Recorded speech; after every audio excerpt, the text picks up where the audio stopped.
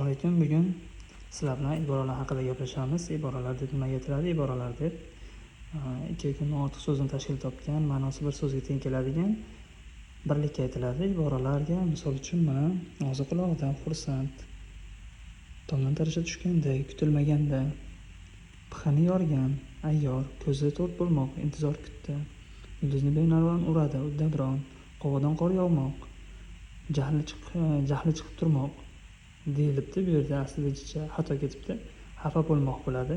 Igna bilan quduq qazmoq juda qiyin degan ma'noni beradi. Istarasi issiq, yoqimli, hop, xamirdan qil sug'urganday osonlik bilan. Demak, mana shu yerda ma'nolari bilan berilgan. Bu yerda xususiyatlari bor. Xususiyatlari o'sha ma'noda qo'llanadi. Bitta so'roqqa javob bo'ladi, bitta gap bo'lagi bo'ladi. Iboralarning demak 3 ta xususiyati bor. Iboralar shakl va ma'no munosabatiga ko'ra 3 ga bo'linadi. Birinchisi omonim iboralar, sinonim iboralar, antonim iboralar.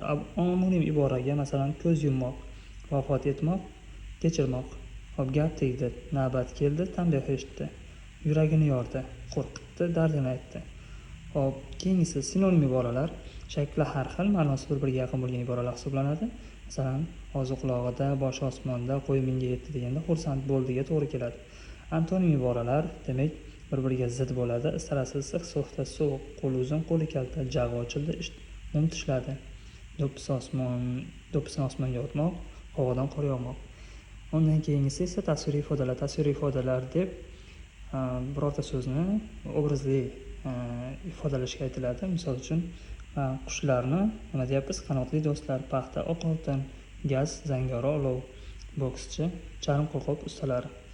Hop, bizning sahifaga obuna bo'lib qo'ying. Mana shu ma'lumotni esa Telegram sahifamizdan bemalol elektronini ko'rib olishingiz mumkin. Shunga doir mashqlar ham bor. Mana shuni biz Telegramda izohlarini, albatta, ya'ni javoblarni tashlab ketamiz. Masalan, do'ppisi yarimta degani nima degani? Hop, kovushini to'g'rilab qo'ydi yoki bosh suqmoq yoki qo'y og'zidan cho'polmagan. Mana shularning izohini hammasini Telegram sahifamizga tashlab qo'yamiz. Yaqinlarga ulashib qo'ying.